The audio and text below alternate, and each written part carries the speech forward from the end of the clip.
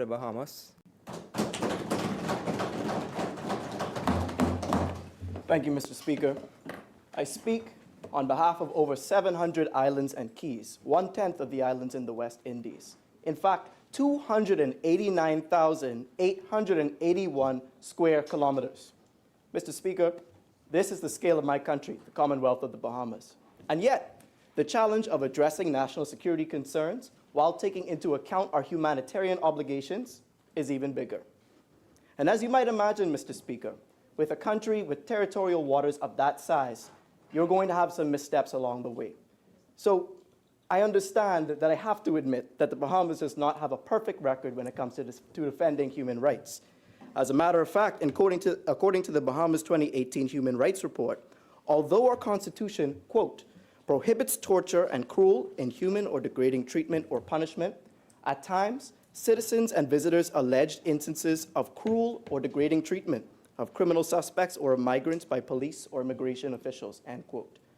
And I am glad that the member from Trinidad and Southwest mentioned being honest, because in the Trinidad and Tobago 2018 Human Rights Report, it referenced, quote, some reports that police officers and prison guards sometimes mistreated individuals under arrest or in detention.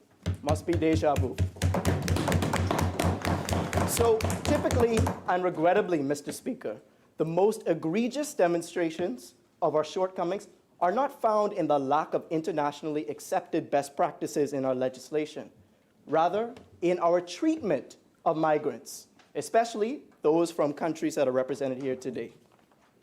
Without taking the log out of our own eyes, we will never see this situation, nor the atrocities which we shamefully inflict upon each other clearly. So, Mr. Speaker, let's talk about a clear vision. Unfortunately, regarding today's topic, we have no shortage of good ideas. One of which, I believe, Mr. Speaker, was Jamaica's proposed national identification system, known as NIDS. Its goal, among other things, was to establish a reliable database of Jamaican citizens, which would, quote, strengthen immigration, border control management, public safety, and national security, end quote. And most impressive to me, Mr. Speaker, was that this was to be backed by a multi-million-dollar educational campaign. Yes, Mr. Speaker, while maritime, land, and air borders are ever important, I didn't hear the Minister for National Security talk about digital borders. You see, if we expect to make progress without anticipating a greater reliance on big data, it would be like showing up to a shootout with a samurai sword. Some things just don't work anymore. But to be clear, Mr. Speaker, I am not suggesting that we ram through our proposals with no concern for how the public feels. After all, citizens deserve to have their concerns assuaged through strict, airtight legislation written for the 21st century. But we cannot forget our primary purpose, Mr. Speaker, which is to govern and not kick the can further down the road.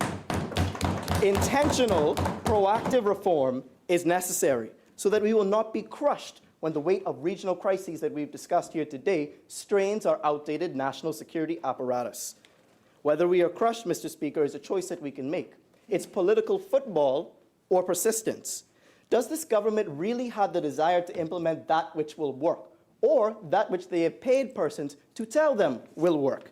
You know, Dallin H. Oaks said, Mr. Speaker, that desires dictate our priorities. Priorities shape our choices, and choices determine our actions. And speaking of actions, organizations like CARICOM, Mr. Speaker, the United Nations, and the Organization for American States have all recommended courses of action that we would be best served to implement. They admonish us to reject, Mr. Speaker, that we can't walk and chew gum at the same time. So I still have my optimism that this side of the aisle, if it has not been done already, will provide leadership and intelligently and humanely secure our borders. Thank you, Mr. Speaker.